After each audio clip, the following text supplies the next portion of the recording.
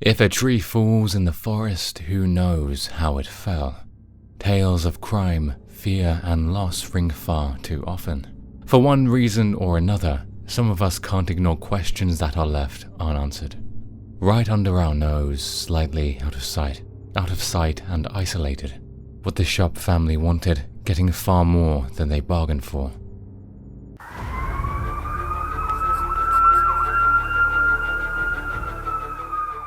Despite the unfortunate circumstances, the children settled into their new lives, enjoying the forests and streams and railroad tracks behind the cabin for playtime. The resort was struggling, renting to permanent residents of the holiday park. The eldest child, Johnny, began to enjoy independence in a partially complete room. The utility section in the small basement, Rick and Greg, aged 10 and 5, shared a room at the front of the cabin, while the daughters Shayla and Tina, aged 14 and 12, shared the rear bedroom facing the kitchen. Briefly estranged from the family by teenage pregnancy, Sheila had since put her baby up for adoption and returned to her family, sharing a bed with her sister, while her mother would take the queen bed or the pull-out couch. Barely able to cover rent, Sue lived off a $250 stipend from the Navy, making it last as long as possible. She had enrolled in the CETA, or Comprehensive Employment and Training Act, a federal-funded scheme designed to provide working-class citizens access to funds and training while seeking employment. Sue often kept to herself, a quiet woman with no criminal record or known affiliation. Sue would often visit a nearby bar called The Back Door, drinking and pooling nights away. Sue had sparked another consistent yet volatile relationship that witnesses report ended in screams around late March 1981. Interesting timing, we think. Today, we try to understand the devastation endured by the Sharp family, a daughter distraught by 3 found dead, surrounded by speculation. Disputes, drugs, serial singular perpetrator, and law enforcement conspiracy rumors all surround the case like a thick smog. Little is known of what exactly happened to the family on April 11, 1981, but relax while we pay respects to and try to understand what happened at Cabin 28, Keddie, California. Asking questions such as, who was there during the attack? Why were a mother and 2 children attacked? Was it a random robbery or a targeted tragedy? And most importantly, why were the assailants never brought to justice? 1981, mid-April. Spring had sprung as tranquilly as it always did in Keddie, California. In a town as small as this, it's safe to say everyone knows everyone, whether you'd like it or not. The many hiking trails gave ample space to explore or be found, rolling hills and steep sloped mountains of the Sierra Nevada looking down upon you, with crevices and crannies to venture. While dense forests encompass the region below, towering pine trees create ample cover for hunters and those hunted. The Feather River with the Spanish Creek and Lights Creek flowing through the vicinity of Keddie adds to the depth of beauty of the natural landscape, and the numerous opportunities for outdoor activities. The relative seclusion of the town often makes for an attractive destination for retreat seekers. Seeking escape from the rat race of urban life, Sue Sharp traveled with her 5 children for a few months, finally settling in Keddie, following her divorce and eviction from her abusive husband James Sharp. The serene, isolated nature of the Keddie resort was enticing to some.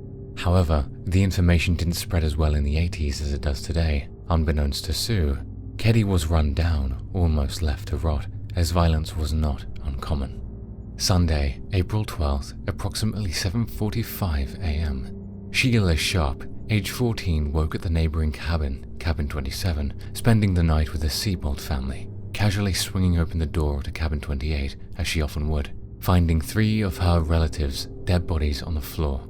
The farthest from the door, covered in a blanket. Between the door and the closest body lay a knife, bent at such an angle that one might mistake it for a simple pocket knife. Only it was more than just a pocket knife. It was the knife that removed 3 people Sheila loved from existence. Running, screaming, wailing, and crying to the Seabolts, Zonita Seabolt rushed to the landlord's residence at Cabin 25, subsequently calling the local authorities. Cabin 28, a modest single-story dwelling located in Keddie, California, was the site of this gruesome crime. On the morning of April 12, 1981, the scene inside this seemingly peaceful cabin would forever be etched in the annals of true crime. As law enforcement arrived at the cabin, what they encountered was a truly harrowing sight. The crime scene was one of irrational chaos and vicious savagery. They combed through the cabin, meticulously collecting every shred of evidence that might provide insight into the identities of the perpetrators. The search for clues was a daunting task in this hauntingly silent cabin. Inside, they discovered the lifeless bodies of 3 victims. Sue Sharp, a loving mother, was found bound in electrical tape and beaten in the living room. Her son, John, dead. John's friend, Dana Wingate, 15 and 17 respectively, also met a tragic and violent end. Evidence told a tale of struggle and anguish as 3 people, 2 lives that had just begun, brought to an untimely end. Stabbed, bludgeoned, and strangled.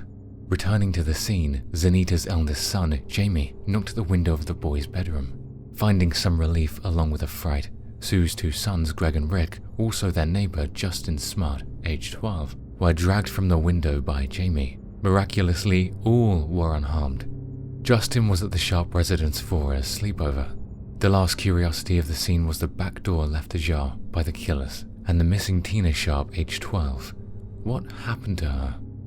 On the morning of April 12, 1981, Deputy Hank Clement of Plumas County Sheriff's Department first responded to the scene, corroborating the heartbroken phone call the office. Despite hearing the graphic details before setting out, Clement was less than prepared for what he would find in cabin 28. 2 children and a 36-year-old mother, bound with electrical wire and medical tape before being beaten with a claw hammer. The pocket knife discovered by Sheila had been used to slash the victim's throat, as well as other stabs and slashes on other areas of the body. Defensive wounds on Sue's arm indicate a strong struggle, possibly before being knocked unconscious with the butt of a children's BB gun, indicated by bruises on her face. Disturbingly, Sue was found nude below the waist, underwear stuffed in her mouth, a humiliating way to be found. Dana Wingate's autopsy found additional wounds to the claw hammer. He had been strangled by hand by the perpetrators.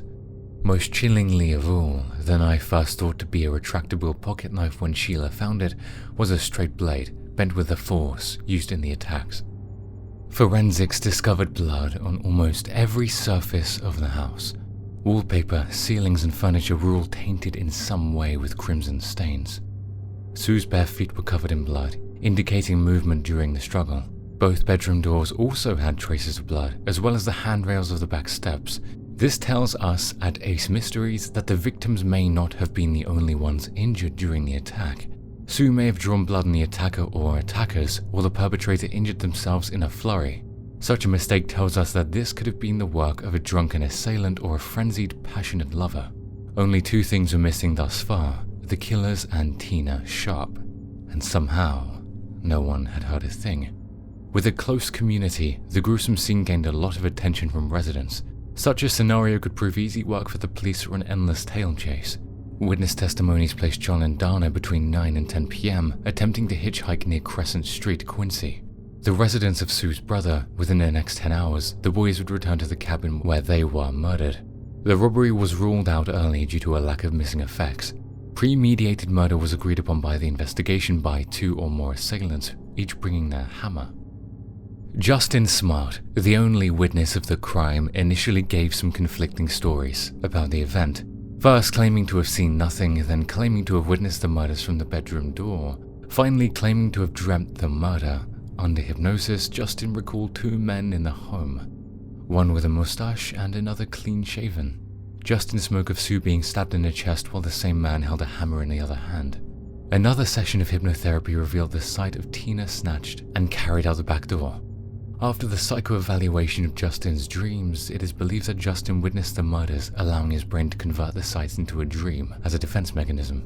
Implementing a secret witness program, PCSD was able to compile and release sketches of 2 men seen in Quincy, but vanished after the murders. Not suspects, but present before the murders and long gone after. Suspicious, don't you think? Some theories claim the men who picked up the boys were assailants. They were never identified before the information evaporated. By the time a year had elapsed, we would react and investigate leads as they came in, said Plumas County Sheriff Sergeant Steve Wright. Once it was reported that Tina Sharp was missing, the FBI and the California Department of Justice became involved. The main challenge faced by investigators was a lack of suspects to review to compare fingerprints, DNA, and physical forensic evidence. 2 men, however, were questioned due to their relation to the victim. Martin was Justin Smart's stepfather. He became a person of interest due to his personal connection and proximity to the victims and suspicious behavior. Martin and his friend John were seen in suits and ties behaving strangely in the Backdoor Bar the night before. Martin even told police he owned a hammer similar to the one found at the scene. It had gone missing shortly after the attack. Coincidence? Seen with Martin in the bar, ex-convict John Bowbeed, who was known to be tied to organized crime in California, seemingly vanished alongside Martin after the murders. Sue has also been placed at the back door with the two gentlemen on the night of the attack. After 3 years, the trail had practically gone cold. No tips or new evidence had been found, and all hope for justice seemed lost. Until, reportedly bottle hunting 30 miles from Keddie at Feather Falls, just outside Quincy, a man discovered a human skull. Detectives would later find a child's blanket, a nylon jacket, a pair of broken jeans, and a surgical tape dispenser. Dental reports would later confirm that the small skull found was indeed the skull of Tina Sharp. The lack of resolution to the case leaves many questions unanswered and many holes in an already broken family, now left to pick up the pieces. Now, we must ask the question, how did so much evidence and witness testimony lead to a cold case? To answer that question, one must look at the investigators themselves. Sheriff Doug Thomas and his deputy at the time, Lieutenant Don Stoy, could not discern any apparent motive. Further intrigue is sparked from the lack of signs of a forced entry, indicating that assailants were welcomed in. Drapes were closed, lights were shut off, and the phone was left. Justin would also report that John and Dana fought verbally with the men, resulting in a violent attack. A lot of potential evidence was collected at the scene, but the pre-DNA testing era of the 80s led to very little information available to law enforcement. Sheriff Thomas contacted the Sacramento Department of Justice, who sent 2 special agents from their organized crime division. Was this due to the suspect's known organized crime affiliation, or was there a larger picture than what appeared at first glance? The following analysis of information is based purely on speculated evidence. Our explanation of evidence seeks not to accuse any individual of wrongdoing, but to tell the story from the information available. Sheriff Thomas resigned from the investigation after 3 short months. He would begin to take a position with the Sacramento DOJ. An impressive promotion for an unsolved case, don't you think? Furthermore, why wasn't the homicide department involved? This is a question that we at Ace Mysteries can't seem to answer with available sources. But one explanation could be due to a potential cover-up by the Organized Crime Division to keep Bowbeed out of jail, subsequently avoiding an investigation into their practices. This is definitely in the realm of conspiracy. It is also possible that the Organized Crime Division had been chasing Bowbeed for a while and finally found something concrete to bring him in and cross-reference against existing suspicions. Further support to this claim is offered by Sheila's statement to CBS Sacramento in 2016. "I was told the suspects were told to get out of town. That means it was a cover-up, but why?" Another potential explanation can be found by analyzing the resort itself. Sources of the time showed the resort failing financially. What better way to draw nationwide attention to a remote destination than a visceral slaying in every reputable newspaper? Such a tragic occurrence for the sake of bringing tourism would be despicable. More suspicions are raised when you consider the tape of the anonymous tip referencing Tina was sealed in the case files, left sealed until the case was reopened in 2013 by new investigators Greg Hagwood and Special Investigator Mike Gamberg. Gamberg sought to reopen the case due to his connection to the family, a martial arts instructor who felt a massive hole in his home when 2 boys of his discipline met an early end so graphically. In a story of villains and victims, it's a breath of fresh air to find a hero. Sadly, Superman arrived 40 years too late. Gamberg has found no direct conclusion thus far, but is still seeking justice for the deceased, despite the 2 suspects passing away in recent years. Having said that, Gamberg had stumbled upon some damning evidence while sifting through the boxes of files related to the case that was amassed before going cold. What he found was a letter addressed to Marilyn Smart, wife to Martin, who has been reported to have sought solidarity in Sue Sharp. Martin has been reported to have abusive tendencies domestically, a concept Sue was familiar with and escaped from. Marilyn had left her husband on the day of the murder discovery. Soon after, she provided PCSD with a handwritten letter, signed and sealed to Marilyn, reading as follows: I've paid the price of your love, and now what I've bought it with 4 people's lives. You tell me we are through. Great, what else do you want? Now, surely this would have been enough to bring Martin into the station, cuffed and bagged to the rights, right? Well, yes and no. The letter was not treated as a confession at the time, nor was it followed up on at the time. Marilyn spoke in the 2008 documentary Cabin 28, Horror in the Woods, that she was almost certain that her husband and Balbede were the perpetrators. Sheriff Doug Thomas spoke on the contrary, stating Smart was innocent, even passing a polygraph.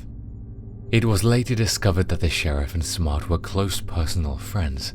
Gamberg, adamant in his investigation, met with a counselor at the Reno Veterans Administration, remaining anonymous. The counselor told him that in May 1981, Smart had confessed to killing Sue and Tina Sharp. I killed the woman and her daughter, but I didn't have anything to do with the boys. The DOJ knew of the confession in 1981 but dismissed it as hearsay. You can never be too sure why people make the decisions they do. Sometimes their reasons are lost to time, and that's often how they're like it. The widely accepted theory postulates exactly what we have mentioned, a conspiracy and crime of passion, with more layers than we've mentioned thus far. The theory states, from statements provided by residents of Keddie, that Sue and Martin had engaged in an affair, leading Sue to counsel Marilyn into leaving Martin, who Marilyn had claimed was abusive toward her. Upon discovering this, Martin would have become enraged, hiring Balbede and a known mob enforcer, name redacted to avoid libel, who had been living with the Smarts 10 days before the event took place at Cabin 28, to remove Sue remorselessly. Collateral damage was no concern. This would explain Marilyn leaving Martin the day of the crime, as well as a justification for sparing Smart's stepson and 2 Sharp boys. Furthermore, this gives context to the damning letter handed in by Marilyn. But if this were the case, why wasn't action taken sooner? Well, to Gamberg, the DOJ and Sheriff Thomas's department covered it up. According to him, Balbede found their place in a drug smuggling regime that bleeds deep into the federal government. Martin, a known drug dealer, Balbede linked to Chicago crime syndicates with a monetary stake in drug distribution. Colleagues in crime? This would explain why the DOJ would send 2 organized crime special agents over homicide. If Smart and Balbede went down, everyone goes down. Hence the numerous dismissal of evidence, hearsay confessions and tips to leave town by the sheriff, while also explaining the sloppy investigation and let-offs by law enforcement. While the events are tragic in nature, painful in essence, it has shown us 2 things. There is good among evil. Human beings are persistent when they want to be. 40 years on from the event, one man has taken it upon himself to shed light on the conspiracy surrounding these murders, allowing us to find new evidence with DNA analysis. Individuals who may still be alive and among us that had a hand in these murders.